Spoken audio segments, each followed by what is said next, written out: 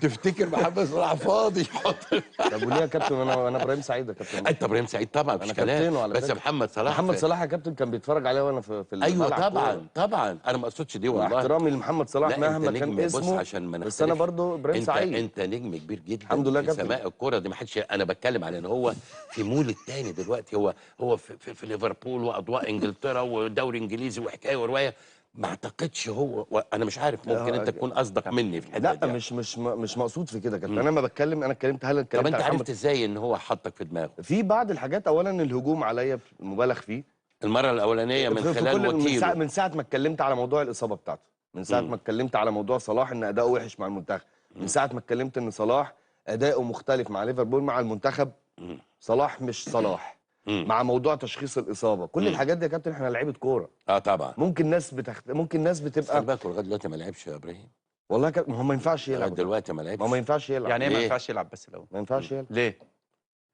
اولا هيبقى كده الموضوع كشف. لا اصابته على إصابة فكره، إيه الإصابة؟ ليفربول محتاجه محمد صلاح يا كابتن مدحت قولا واحدا، محتاجه في الملعب عشان واتغلب بينافس من على أرسنال الدوري. بس مش هيخسروا برضه مش هيخسروا كاسم محمد صلاح، لان محمد صلاح ليه لو شعبيه سليم كبيره هيلعب، جدا.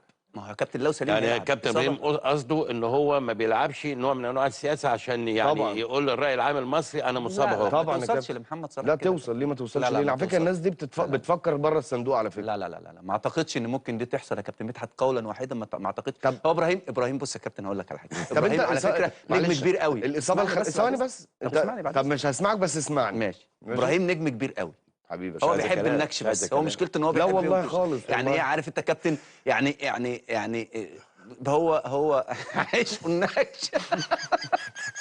والله العظيم ابدا. والله انا بتكلم بواقعيه وبتكلم اللي انا شايفه كلاعب كوره. طب يا كابتن طارق، انت الخلفيه كانت لما بتيجي لك اللي هي الشد اللي هو بتقعد قد ايه؟ 21 يوم. ليه؟ لو هي ده بسيطه، ماذ؟ لو هي ايوه. ما هو لا ما لا، هو ده انت كده ما هو, بتتكلم ما في هو ماذ. مين قال ان محمد صلاح ما عندوش مزق؟ على فكره والله الكابتن مدحت قالها في الانترو زي الكتاب ما بيقول. قال ايه؟ قال ان اكيد 100% زياده احمال بناء على من مخطط الاحمال اللي خلاه اتصاب. لان محمد صلاح مش محمد صلاح اللي هيهرب، اللي بيقاتل.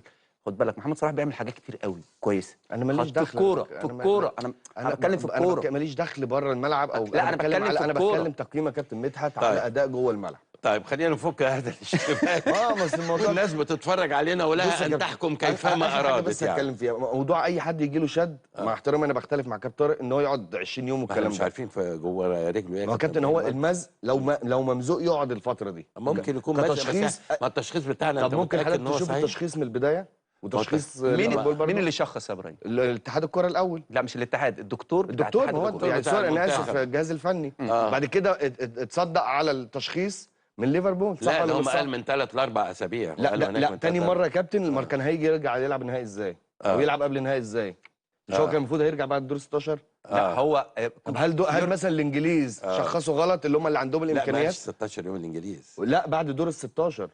لا ده قالوا بالحرف لو الواحد لو وصل للمباراه النهائيه ربما نبعته. وربما بعد يا كابتن والله انا ببص يا كابتن في التصريحات دي انا ما بفوتهاش. بعد ال 16 بعد والله بيحب النكش. والله دي حقيقه. بتحب والله العظيم دي تصريحات. انت هتموت في النكش. دي تصريحات والله انا اتكلمت بناء على التصريحات. ما نزلش ولا تمرين رسمي. ما ينفعش يا كابتن مدحت ينزل. التمرين مش متصور يعني، ما بس ينفعش هيتعرف ينزل يعني طبعا. طيب يعني الكابتن ابراهيم وجهه نظره انه